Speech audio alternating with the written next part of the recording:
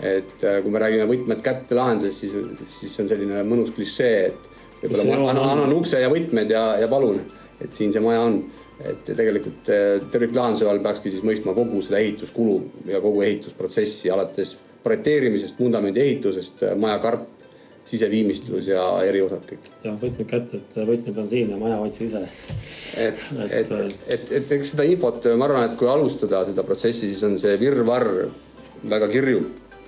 Ja seal tulebki teha väga tõsine töö enda jaoks ja tulebki see aeg võtta, käia ka koha peal võib-olla ettevõtetes ja siis saamaks aru, mida siis konkreetselt mingi komplekt sisaldab, mida pakutakse. Et ka me oleme kuulnud väga palju sellist tagasisidet klientidelt, kus kuskil on lubatud imehead hinda ja on isegi lepingusse mindud selle paketi ostuga ja siis tuleb välja, et tegelikult on sul üks posu materjale objekti peal ja need on paigaldamata näiteks. Just. Et Finlock siis igal juhul tarnib oma komplektid koos paigaldusega. Et selliseid asju me praktiliselt ei tee, et me toome ainult komplekti objektile ja siis paigaldage ise. Et see paigaldus on ikkagi piisavalt spetsiifiline ja tagamaks sellist ühtlast ja head kvaliteeti, siis me näeme, et see komponentide komplekt peaks olema ikkagi meie poolt ka paigaldatud. Ja natukene ka tegelikult ju meie näo selline hoidmine ja kaitsmine, et võib-olla jah, see ütleme selline tehase komplektina me nimetame seda majakarpi. Majakarp võiks olla see minimaalne komplekt, mida me siis tarnime. See on siis suures piires maja välisseinad, uksed, aknad, katuse kattematerjal. Et see on oluline konstruktiivne osa. Kui see on ilusti kokku pandud, komplekteeritud ja kokku pandud, siis me võime olla üsna kindlad, et maja üldine kvaliteet on hea. Mis on võtmed kätte maja puhul hinnanguline kuluv aeg projekteerimisest kuni võtmete üleandmiseni? See on natuke jälle, ütleme, ma oskan kommenteerida paremini võib-olla seda projekteerimise poolt. Kuldar saab siia lisada siis nagu selle ehituse perspektiivi, et projekteerimise pool see oleneb peamiselt sellest, et mis punktist me stardime. Et kui meil on täna puhas leht ja me alustame täiesti nullist selles mõistes, et me hakkame looma alles sellist arhitektuurset kontseptsiooni ja lahendust, et siis kindlasti see projekteerimise faas pikeneb teatud kuu, kahe, kuu on võib-olla natuke liiga optimistlik, aga ütleme kahe kuu perioodis.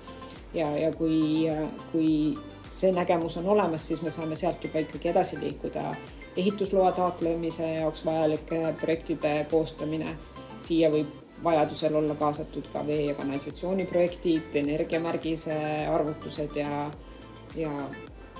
siis see arhitektuurne eelprojekt võib-olla on veel mingid eriosade projekteerijad vajalikud ja sealt juba ehitusloa taotlus ja teised vajalikud projektdokumentatsioonid.